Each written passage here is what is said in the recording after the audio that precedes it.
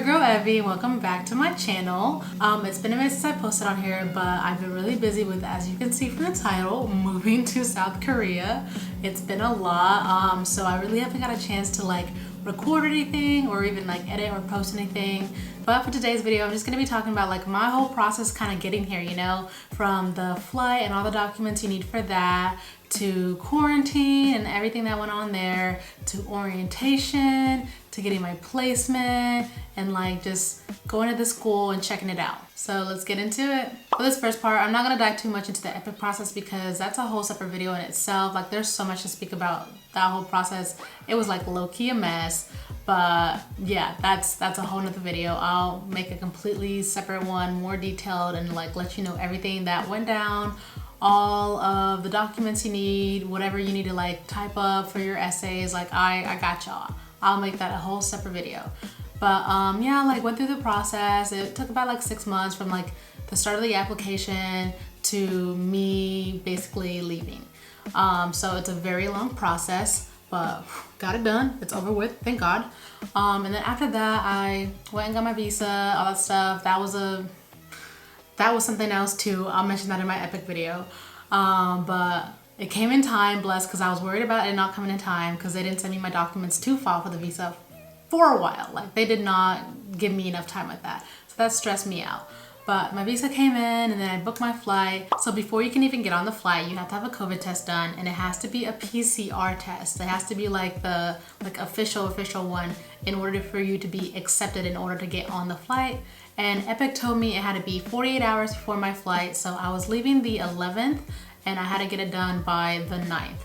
But then my airline, which is Korean Air, told me I had to get it 24 hours before my flight. So that stressed me out because I was like, who do I listen to? I don't want to get there and just be like, sorry, you know, it's either too late of a test or too early. I don't know.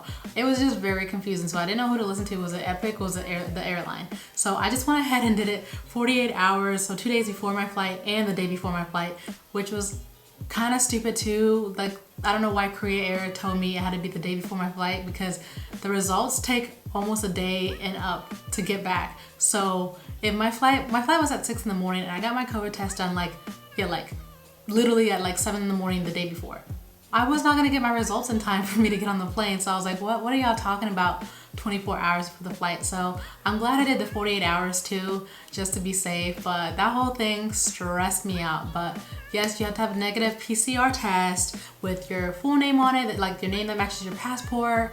It has to have like time, date, location. It has to have all these details on there, and it has to be printed out.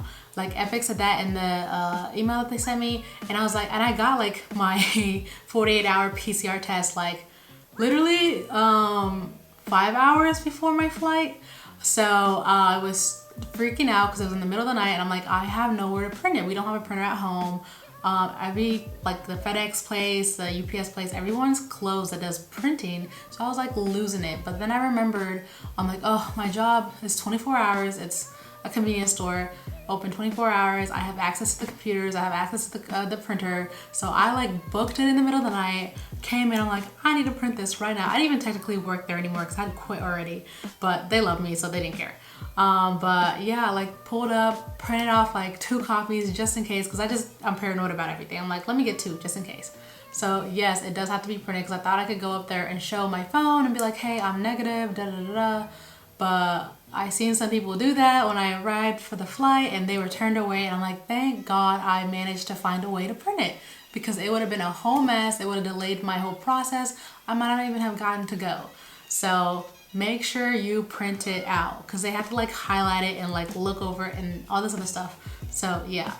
But also another part of that was like, I was so afraid of getting COVID, like, cause you know, you want to hang out with all your friends and your family before you go. You want to do all this stuff because you're going to be literally moving across the world, and you're not going to be able to see them like you do every day. And so I wanted to hang out with everybody. I wanted to hang out with so many people, but I was afraid. I was so scared that I would get COVID and I would test positive, and then my whole thing would just be done for. Because if you test positive, you have to quarantine for like however many time. I think it was like still like I think it was like 10 days at least in the US.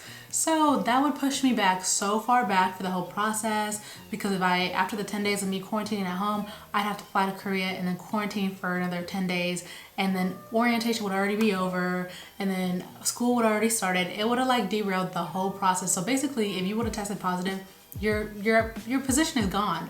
So I was just tripping. I'm like, I want to hang out with everybody, but I can't. I'm so sorry. Let's FaceTime. Let's Zoom. Like, I chose like a minimum amount of people. I'm like, it was like 5 lucky people that I like, okay, I'm gonna hang out with you because you're my best friend. I love you. I want to see you before I go. But like everybody else, I'm like, I'm sorry. We could FaceTime. We could Zoom. We could tag, whatever. But like, I'm not going out. I'm not doing nothing. I am not trying to have any, I don't know, any possibilities of catching COVID. It was just so scary. So I'm just so happy. Like, my heart dropped when my results came in, because I'm like, oh my God, I'm negative. I can go. It's not gonna mess up my process, because like I've already applied twice before, and first time COVID fucked it up and I couldn't go. And the second time my mom had like a major surgery, so I was like, okay, I don't feel right leaving her, so let me stay and like take care of her, and then I'll go apply again next year. So if it would have been like, oops, sorry, you can't go because of this test, I would have been done. It would have been over. I would have cried, jumped off a bridge. It would have been over. But yes, so when you get there, yeah, you gotta give them your PCR test. Then you get like a wristband thing to prove that you tested negative and you're good to go. And then the flight was so long. It never gets easier, I swear. So it's the second time that I've been to Korea. So the first time I studied abroad in 2019, if you didn't know. And yeah, the flight definitely was not easier the second time around. If not, it was low-key a little harder. Like, it was not fun. I got seated in between these two guys and I was so squished. I was just so uncomfortable the entire time. The flight attendant even saw, she's like, you know what, girl? I see an empty seat back there. Come with me. I got you. I'm like, blessed, because I'm squished. I have my bag with me too. So I'm like, it's sitting in my lap. There's like no way to move. I'm just literally like, just can't even breathe. I'm like, oh my God, 14 hours of this, miserable. I can't do it. But she came through. There was an empty seat in the back with this other girl. She had the window seat. The middle seat was empty, and then it was me. She put me there, so it was perfect. We both put ourselves in the middle seat just so we could have room to breathe, and so much more comfortable that way. Like, oh, bless that flight attendant. You are the best queen. Thank you. So, I mean, I mostly slept for the whole flight, like, because I had not slept the day before. I don't think I'd slept the like past 2 days, because I was just so stressed about everything. And my flight was at 6 a.m. I didn't finish packing until I think like 1 p.m. or not 1 p.m., 1 a.m. Like, I was just constantly moving things around, repacking, adding stuff, a mess. And that's another thing too. Sorry, I'm like rambling now. Like, it's just stuff just keeps popping in my head. Like, oh yeah, that happened, and then that happened. No, like, when I got to the airport, even before that, I was so stressed about my baggage because I didn't know how much to bring. Like, I read so many blogs, watched so many videos about what people were bringing, and then as a black woman and a plus size black woman, I just felt like my needs were different. Like, I had to bring my hair products because there's no way I was gonna find it here. Like, and even if I did, it was gonna cost like 10 times as much. So I was like, I'm gonna bring all the important hair products that I like truly need. And then I was like, I brought a whole lot of clothes too, because they don't have my size here. There's no way, like, I'm not gonna be able to wear anything here. So I'm like, I'm bringing majority of my clothes. I'm sorry, it is what it is. I know you're supposed to like pack light and then you can get things there. No, I can't. No way I'm gonna find anything that fits me here like that I even like. So I'm like, I'm bringing my stuff. I don't care. I'm bringing all my clothes. So my luggage, I was debating between 2 to 3 pieces of big suitcases, and I ended up just like doing 2 because I was worried about like lugging it around, and then if it was gonna fit in my co-teacher's car, because they take you after orientation, they take you to your apartment. So I was like, oh man, there's no way that I can do 3 giant suitcases and my duffel and my backpack. They're gonna hate me. They're gonna literally hate me. Like, how am I gonna fit that in my car? Like, what if they pull up in a little Fiat? Like, ain't no way. So I stuck to 2, but there's just no way for me to meet the weight requirements with all the stuff that I was bringing. Like, I was bringing hella deodorant, hella like the toothpaste, because I don't like the toothpaste here. Like I was bringing a lot of stuff that I felt was necessary for me. You might not feel the same way when you bring it, or other people might not feel the same way, but I felt like this was necessary for me to keep me at ease and, you know, my mind stable. So I did it. I brought it, and then everything was overweight, of course, and I knew it was going to be overweight. So I ended up just like paying for it. It was $200 extra. So it was $100 for each, because they were both like, the minimum was, or the maximum was 50. They were both like 65. Like, I was like, you know what, if I'm gonna go overweight, because like at first I was like only like 5 pounds overweight. I was like, you know what, if I'm gonna go overweight and have to pay for it, might as well get the most bang for my buck. Like, because the next level up was like 70 and up, and that's when I'd be paying for another thing. So I had the 50 to 70 range to like, you know, use. So I was like, might as well, because I'm paying for it anyways. But yeah, that was a whole stress thing. It was stressful. I'm like, oh my God, I don't know how much to pack. Like, it was a mess. I was struggling. I'm like, dude, and then my suitcase almost broke the day of. I'm like, we were zipping it up, and it was just obviously so heavy. The zipper like broke for a second, like it like, I don't know, detached. And I was like over it. I was like ready to just scream. Mom was like, it's okay, we got this. And then she fixed it somehow, and it was all good after. So yeah, my whole luggage situation, a mess. But the lady at the counter who checked me in, she was super nice. She even checked in my duffel bag, because I was like, oh my God, I'm gonna have to carry this big old duffel bag with me in my backpack, trying to like just get around the whole freaking country and continent with this. And I was just like, oh, I really don't want to have to carry all this. But you know, that's what I did. It was my decision. I put that on myself. But she was like super nice about it. She was like, oh, I can just check that in for you. I'm like, oh, I'm not trying to pay.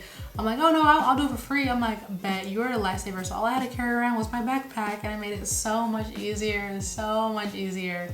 So bless that lady at the airport. You're a real one. You're the GOAT. Thank you so much, because I feel like I would have cried having to carry that thing around. So when I reached Korea, we had to go through immigration and the customs, and that took literally 5 hours. No joke, it took so long.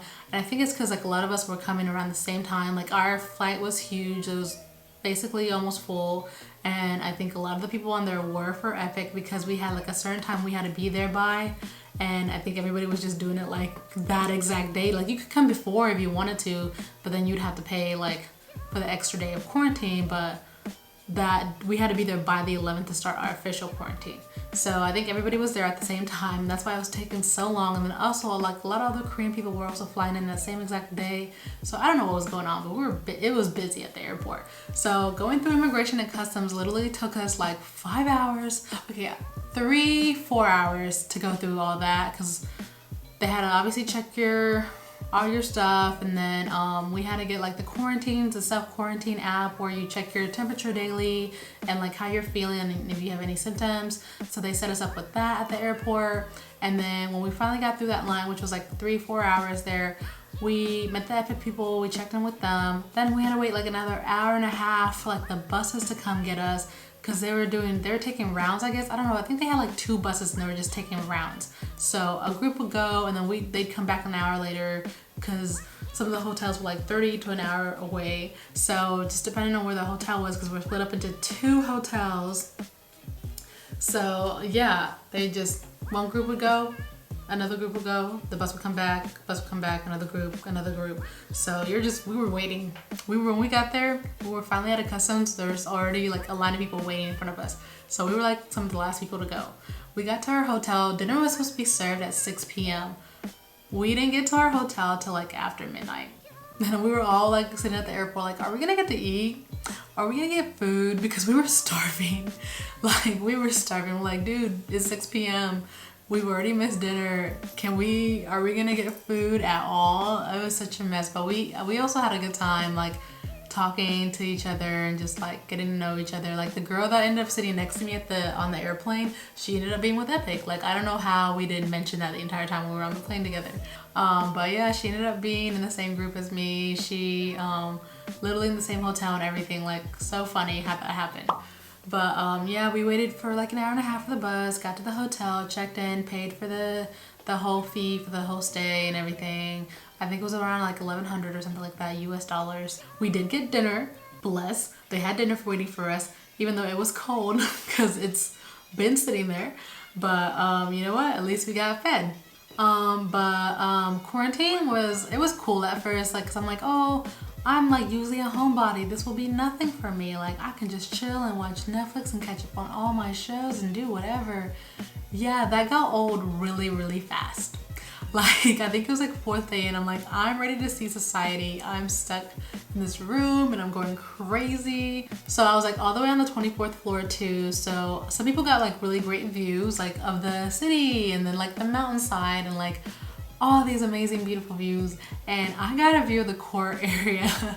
So basically like just other rooms were my view, and like the Mario Kart court area that they have with the Christmas lights, which is cute at night, but I'm like, I would have killed some of the other views that they had.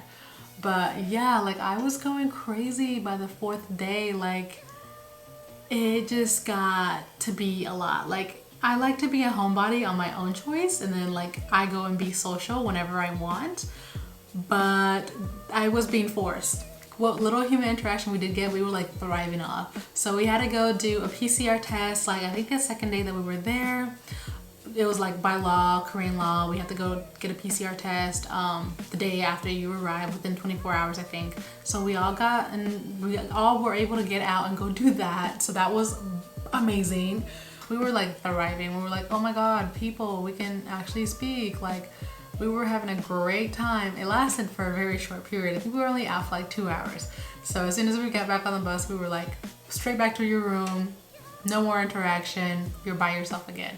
And then we had another PCR test, like I think a day or two before we were like supposed to be out of quarantine. So that was like the other chance that we got to interact with each other, and everybody was like just like so hyped. Like by that time it had been like, I think it had been like 7 days already, and we were just like sick to death of being in our rooms, sick to death of like literally no human contact. So we were all just like super excited to see each other again at the PCR test, like, oh my God, freedom, and to be able to breathe fresh air and walk around and just, you know, just be out. Oh my goodness, like took that for granted for sure. I'm like, oh, I hate it in here. I don't want to be a homebody anymore. I want to go out. I want to be social. So quarantine was something else. The food was okay. Some of them were not my favorite. Some of them were actually pretty good. You had either porridge or a sandwich, so they would like flip it around every once in a while. Some days we get like 3 days of porridge, and then like the next day we get like sandwich and cereal and stuff like that, and then 3 more days of porridge. So you just never really knew what was coming when. But the sandwich was my favorite. That was bomb. So you got a sandwich, you got a donut, you got like cereal, you got like a bunch of other side dishes, and the porridge was all right at first. Like I was like, I'm not really a big fan of porridge, but I'm gonna give it a try. And it was seafood porridge. The first night it was like shrimp, and so I ate that up. It was good. And then the next day we had porridge again. I'm like, oh, I don't know if I can do porridge again, but I tried. And then it was like crab that day, so I guess they were just doing like a whole seafood week for the porridge. And then by the 3rd day of porridge, I was like, I'm done. I can't do this anymore. I cannot eat porridge anymore. I just couldn't do it. And it was squid too, and I just don't like squid. So I was like, oh, no. So I ate like whatever other side dishes that I had, and then they gave us like ramen too. So I was like, I guess I'm having ramen for breakfast. And then lunch, it was just like, we never knew what we were getting. It was just a lunch plate. Either you get a lunch plate or you choose a salad if you weren't feeling like having a lunch plate that day, or if you were vegetarian or whatever the case was. So yeah, and then we had like to sort our food out. So this is, I don't think I realized this last time, maybe because I was like studying abroad. I don't know if this is recent or has been here for a while, because when I was studying abroad I didn't have to do this. But Korea, like you have to like separate your trash now. You have to separate it from recyclables, general trash, and food waste. So we had to do that in the hotel and just put all our extra food waste in one baggie, put all the recyclable stuff in another baggie, and then like all your like general waste, like used tissues and that. So that was kind of confusing. It took us a while to get used to it, because we're like, okay, what constitutes as recyclable? But we figured out a lot of the stuff had the sign on there, so it was a lot of recyclable stuff. A majority of the stuff in my bag was recyclable stuff, and it definitely doing the food waste definitely shows you how much food you waste a day. Cause oh my god, I felt so bad every time I put that bag outside, because you put it outside during a certain time when they come around and pick up your trash. And every time I put my bag out there, especially when it was like porridge day, because I poured that whole thing in the food waste. I'm like, I did not like it. So I just felt so bad. I'm like, oh my god, I just look so wasteful. Like, it really makes you think about the food that you're wasting and the amount of food. So like sometimes I try to like force myself to eat like half the porridge just so it doesn't look as bad. But yeah, no, that was definitely something new to get used to, and that took us like everybody a while. We were all so confused, asking each other like, wait, is this recyclable? Is this food waste? What is this like? So yes, that's definitely something you have to do in quarantine, and be ready for that.